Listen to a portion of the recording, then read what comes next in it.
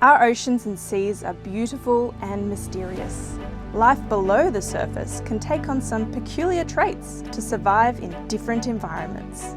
We want these important ecosystems to survive and thrive for future generations.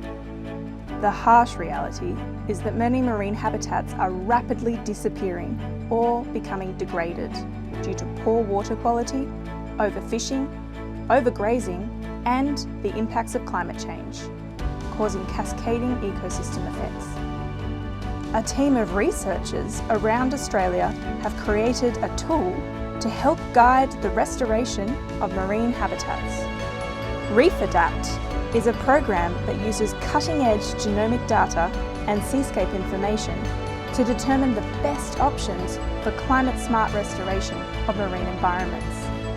It helps marine managers and restoration practitioners identify which populations should be used for current restoration efforts and which might be better suited to resist the longer-term impacts of climate change.